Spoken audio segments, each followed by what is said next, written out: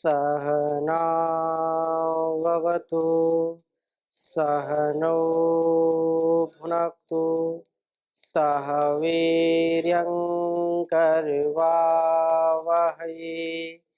तेजस्विनावधीतमस्तु मा विद्विषावहै।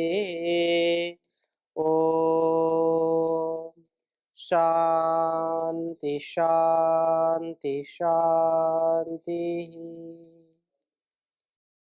वैदिक जीवन पद्धति में हम संध्या के मंत्रों का विचार कर रहे थे और संध्या के अंतिम जो प्रार्थना के स्वर हैं उसमें ईश्वर के प्रति समर्पण की भावना को हमने पिछली कक्षा में आपके सामने रखा था और उसके बाद प्रभु चरणों में नमन,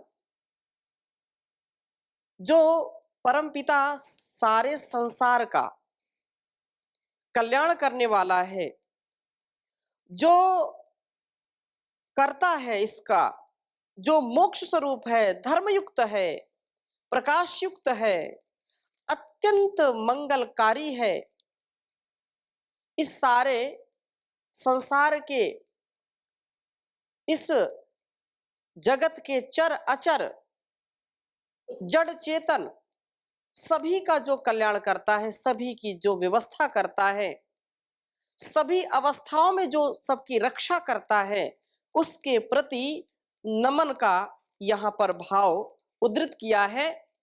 और इस भाव से हम भी ओतप्रोत हों, क्योंकि वह परमात्मा हम सब के लिए उपासनीय है। हम सब के द्वारा उसका वर्ण करना चाहिए, अर्थात वो सबसे ज्यादा वर्णीय है, वो वर्णीय प्रभु है। और उसको नमस्कार करने का तात्पर्य यह है कि पूरा हम नतमस्तक हो जाए, नतमस्तक हो जाए। तो उपासना के अंत में इन यजुर्वेद के मंत्रों का यहाँ पर उल्लेख है। यजुर्वेद के मंत्रों के द्वारा नमस्कार प्रार्थना, नमस्कार मंत्रों का मैं यहाँ पर उनको लिख रहा हूं, आप उसको लिख लीजिए। उपास्य देव को नमस्कार करें। ओम नमः संभवाय च, मयो भवाय च,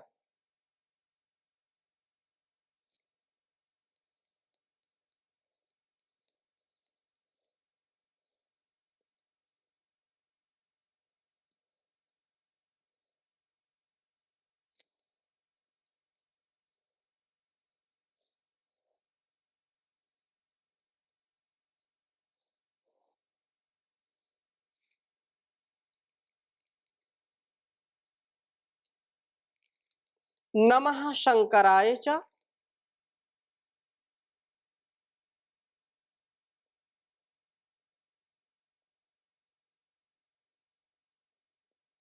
नमः शंकराय च,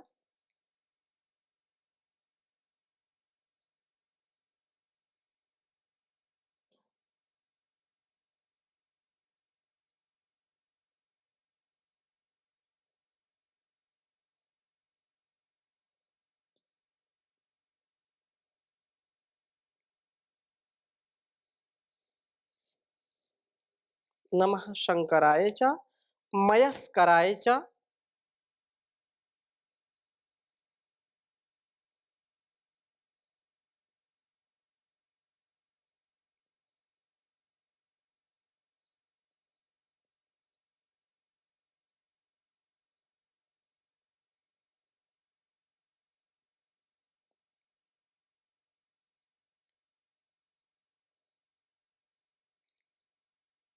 और आगे कहा नमः शिवाय च,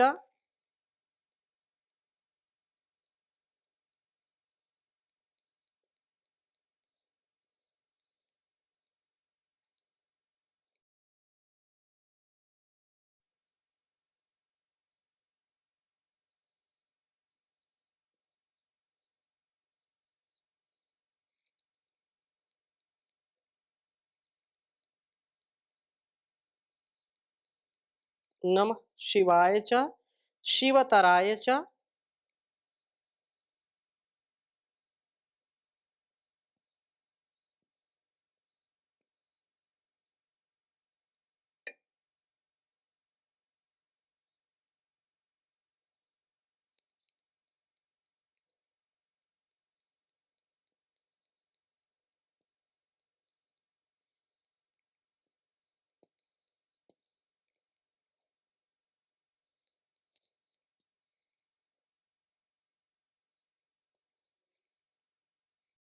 यजुर्वेद के 16वें अध्याय के मंत्र हैं 41 से। उच्चारण एक बार करेंगे। ओम नमः संभवाय च मयो भवाय च नमः शंकराय च मयस्कराय च नमः शिवाय च शिवतराय च नमः संभवाय च मयो भवाय च नमः शंकराय च मयस्कराय च नमः शिवाय च शिवतराय च। उस परमात्मा के ये विशेष नाम है। कहा कि नमः नमः नमस्कार होवे। जब हम नमस्ते भी बोलते हैं तो भी दूसरों को नमस्ते होवे, या वो हम उसके प्रति अभिवादन की जो भावना रखते हैं वो ये यहाँ पर अंतर्भावित होती है। तो नमस्कार होवे। संभवाय च कहा कि कल्याण देने वाले। संभवाय च का तात्पर्य क्या है? कल्याण देने वाले अर्थात कल्याण करने वाले प्रभु को हम नमस्कार करते हैं, उसके लिए हमारा नमस्कार है। च और उसके आगे कहा मयो भवाय च, जो सुख प्राप्त कराने वाले प्रभु के लिए, जो है सुख की प्राप्ति कराता है, हर प्रकार से हमको सुख समृद्धि को देता है, इसलिए वह परमात्मा मयो भवाय च। यद्वा भू सत्तयाम धातु से, और सम जो पहले कहा था सम मयो वा भावयते प्राप्यति, भू प्राप्ति के अर्थ में भी आता है, जो हमको हर प्रकार से सुख की प्राप्ति कराता है। और आगे कहा नमः शंकराय च, जो सममयोवा उपदे क्रिय धातु हो ताक्षल्य अर्थे भवति। कहा कि वह कल्याण करना जिसका स्वभाव है, समकर विशेष रूप से कल्याण ही करने वाला जिसका स्वभाव है, वो कभी भी अकल्याण करता ही नहीं किसी का। तो ऐसे परमात्मा के स्वरूप को हम नमस्कार करते हैं, उसको बार बार समर्पित भाव से उसकी स्तुति प्रार्थना उपासना करते हैं कि जिसका स्वभाव ऐसा है वो सदैव कल्याण ही करता है। तो ऐसे प्रभु के लिए हमारा नमस्कार है। मयस्कराय जा, जो मयस्कराय का तात्पर्य है कि सुख करना अर्थात सुख देना ही जिसका स्वभाव है, ऐसे प्रभु के लिए हमारा नमस्कार है। हम उसको नमस्ते करते हैं, उसको नमस्कार करते हैं, उसको अभिवादन करते हैं, उसके आगे हम नतमस्तक होते हैं। और च नमः ये शिवाय च, नमः शिवाय च शिवतराय च, जो शिव शिवु कल्याणे धातु है, तो यहाँ पर कहा कि जो कल्याण करने वाला प्रभु है उसको हम नमस्कार करते हैं। और शिवतराय च, अति कल्याण करने वाले प्रभु के लिए भी नमस्कार है। उपासक को कल्याण प्राप्त कराने वाले और सुख देने वाले प्रभु के लिए हमारा नमस्कार है। भक्तों का कल्याण करने और सुख करना हो ही जिसका स्वभाव है, ऐसे प्रभु के लिए हमारा नमस्कार है। कल्याण करने वाले, अति कल्याण करने वाले प्रभु के लिए हमारा नमस्कार है। इस प्रकार से प्रभु भक्त संध्योपासना के अंत में ये नमस्कार करता है। जब प्रभात में सूर्य उदय से पहले हम संध्या करें और सायंकाल सूर्य अस्त के बाद जो संध्या का समय है, इसीलिए इसको संधि काल कहते हैं। जब रात्रि एक तरफ जाने के अस्ताचल की ओर होती, जब सूर्य उदय होता है और रात्रि जाती है, बीच का जो समय है ना, उस समय रात्रि होती है ना बिल्कुल दिन होता है, उस समय संधि का समय होता है, उस समय संध्या करें।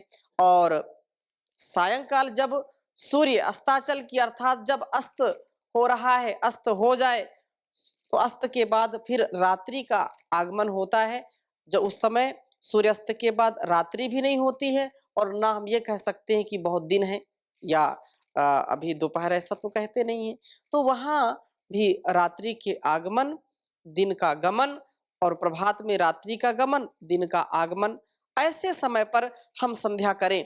तो यहाँ जो समर्पण की भावना के साथ यहाँ पर बात कही है कि वह जो परम सुखकारक परमात्मा है, संसार के उत्तम सुखों का देने वाला है, कल्याण करता है, मोक्ष स्वरूप धर्मयुक्त कामों को ही करने वाला, मयस करायचा, अपने भक्तों को सुख देने वाला है और धर्म काम से युक्त करने वाला, वह नमः शिवाय अत्यंत कल्याणकारी मंगलकारी है, धार्मिक मनुष्यों को मोक्ष सुख देने वाला है, उसको हमारा बारंबार नमस्कार हो। हे सुख स्वरूप प्रभु, आप हमें संसार के सभी सुख देने वाले हैं, हमारा कल्याण करने वाले हैं, अपने भक्त जनों को सदा धर्माचरण में प्रेरित करने वाले हैं, और ऐसे आप ही जो है सब धार्मिक भक्त जनों को मोक्ष सुख प्रदान करने वाले परम पिता हैं। हे प्रभु, हे परम पिता, आपको हमारा बारंबार शत शत प्रणाम सश्रद्धा नमन है। ऐसी मनोदशा से, ऐसे भावपूर्ण हृदय से जब हम उसको जो है अभिवादन करते हैं, उसके समक्ष अपना समर्पण करते हैं, तो ईश्वर जरूर हमारी सुनता है। कोई कितना भी क्रूर व्यक्ति हो, लोक के व्यवहार में आप देख लीजिए, लोक में भी यदि हमको किसी से कुछ लेना देना नहीं है, फिर भी कोई अपरिचित व्यक्ति भी है, आप उसको दोनों हाथ जोड़ करके नमस्ते कहें, प्रणाम कहें, जो भी अभिवादन आपको अच्छा लगता है, तो उसके मन में आपके प्रति जरूर ऐसा भाव आता है कि इसके माता पिता ने इसको बहुत अच्छी शिक्षा दी है, इसके गुरुजनों ने इसको बहुत अच्छी शिक्षा दी है। तो जो समर्पण है वो हमारे अंदर ऐश्वर्य बढ़ाता है। जो श्रद्धा के साथ अभिवादन करता है उसको बहुत प्रसिद्ध श्लोक है, अभिवादन शीलस्य नित्यम वृद्धोपसेविनः चत्वारि तस्य वर्धन्ते आयुर्विद्या यशो बलम। जो अभिवादनशील व्यक्ति है, जो दूसरों को या अपने से बड़ों को अभिवादन करना जानता है, उनकी जो है सेवा शुश्रूषा करना जानता है, उनको हाथ जोड़ करके नमस्ते प्रणाम करना जानता है, उसकी चार चीजें अपने आप बढ़ जाती हैं। उसकी आयु, उसकी विद्या, उसका यश और उसका बल, वो अपने आप बढ़ जाते हैं। और ये सत्य है, और उसका संस्कार भी इतना अच्छा हो जाता है। लेकिन उसके उस स्वभाव में कुछ लोग दिखावटी करते हैं, दिखावटी नहीं, सच्चे हृदय से हो। जब सच्चे हृदय से होगा तो निश्चित रूप से उस परमात्मा के द्वारा यह बात जरूर आएगी कि वह हमारे जीवन को कल्याण के मार्ग पर निश्चित रूप से आगे बढ़ाएगा, और हम इसी जीवन में पूर्ण तृप्ति को प्राप्त करेंगे।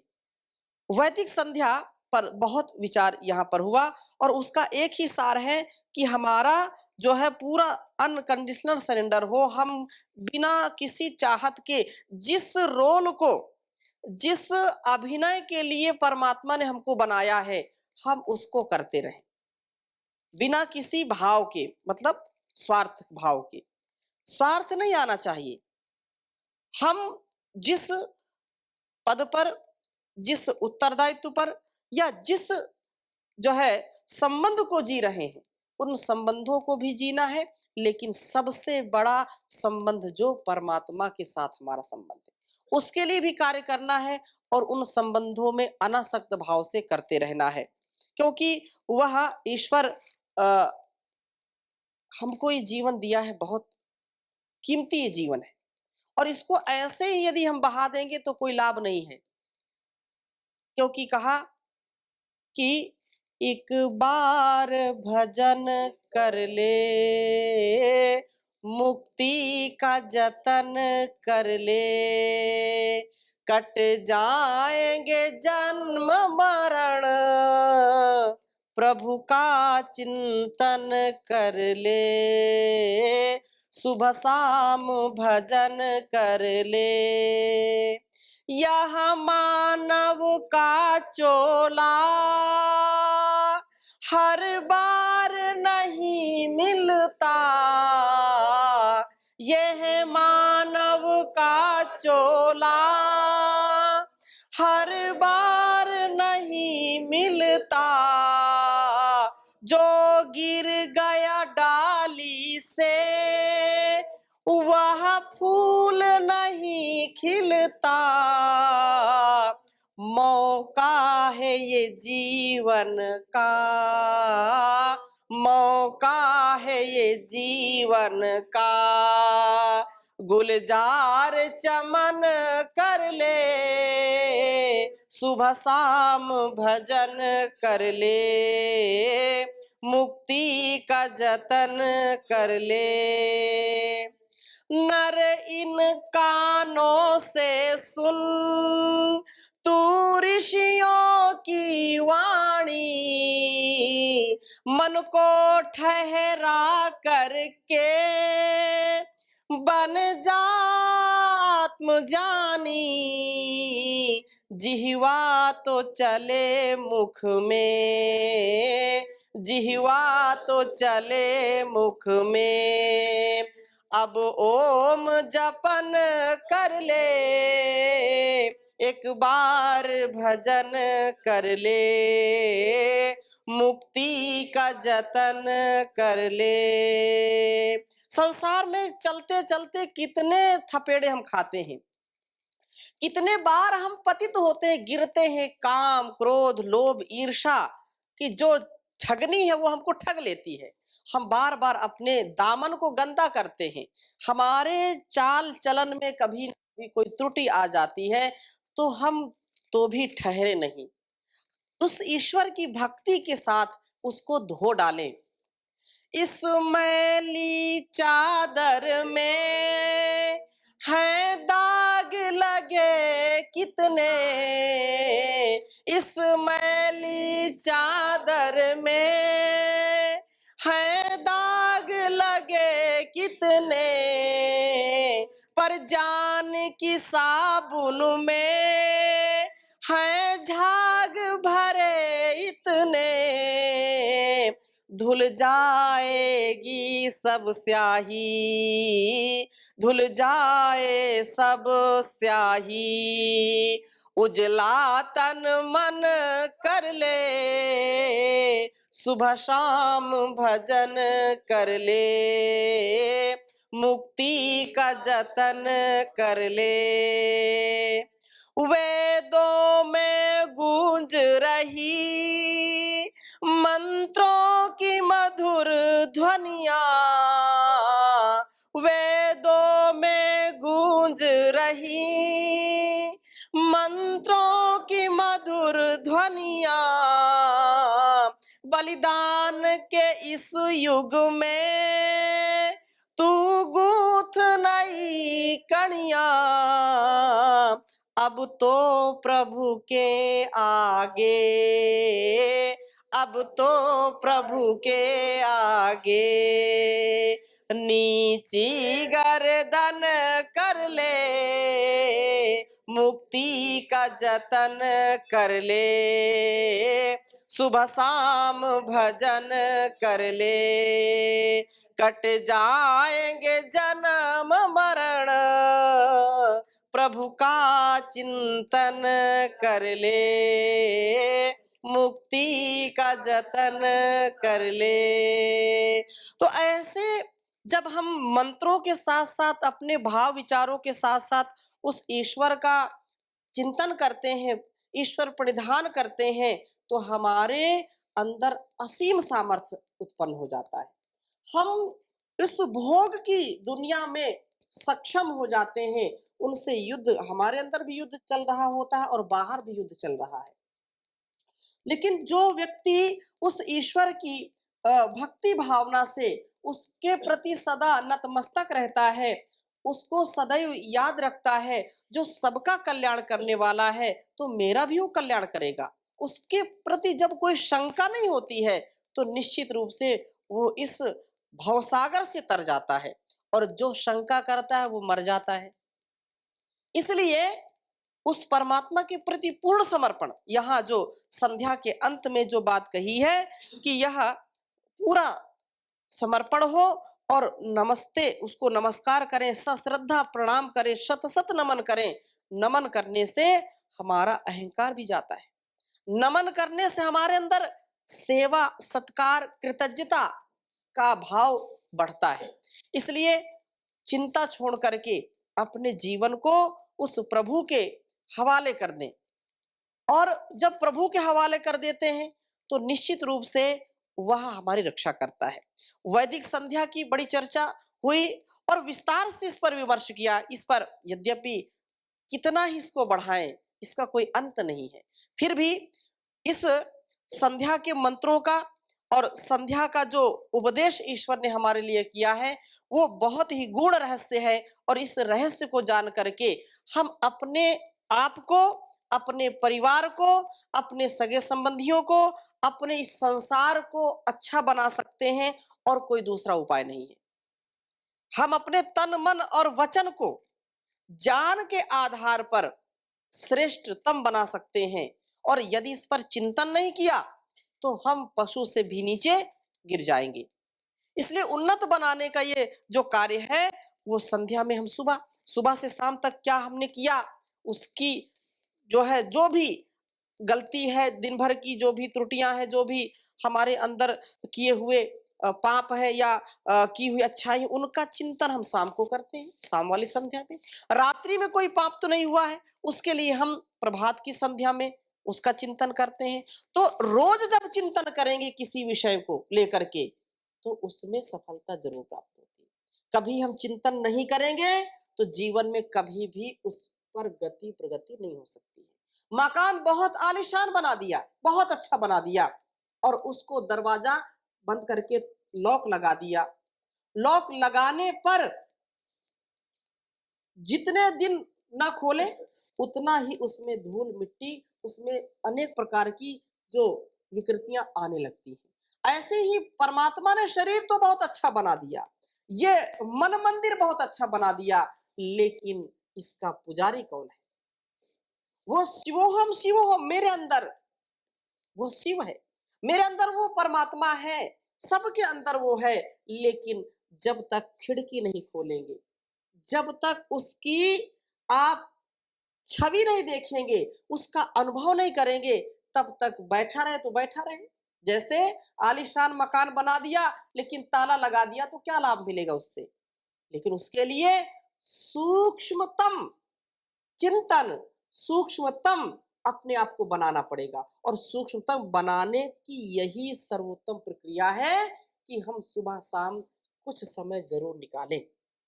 उस परमात्मा ने 24 घंटे बनाए हमारे लिए, लेकिन यदि 24 घंटे में भी हम नहीं कर सकते, 48 घंटे भी बना देता तो भी कम पड़ता मनुष्य को। अतः कुछ समय उस ईश्वर के चिंतन के लिए जरूर निकालें, यह हमारा कर्तव्य है। तो यहाँ बहुत अच्छी व्याख्या, जो कि प्रार्थना उपासना की सबसे उत्तम विधि वैदिक संध्या ही है, और कोई नहीं है। अलग अलग मत, पंथ, संप्रदाय में लोग पता नहीं क्या क्या करते हैं, उस पर टिप्पणी करना मेरा अभिप्राय नहीं है। परंतु जो वैज्ञानिक तथ्य, जो वैज्ञानिक सत्य और सर्वांगीण विकास के लिए, समग्रता के लिए यदि हम वैदिक संध्या को अपनाते हैं, तो जीवन में उत्कर्ष और उन्नति को पाते हैं। यही श्रेष्ठ उपासना पद्धति है, क्योंकि इसी में हम उपासना की आवश्यक तैयारी करते हैं, इसी में हम आत्मनिरीक्षण करते हैं, इंद्रिय निग्रह करते हैं। इन्हीं पवित्र कर्मों में प्रवृत्त होकर परहित कार्यों में अपने सामर्थ्य को नियोजित रखने का दृढ़ संकल्प लेते हैं और इसे निभाने का पूर्ण प्रयास करते हैं। मन को स्थिर और चित्त को समाहित करते हैं।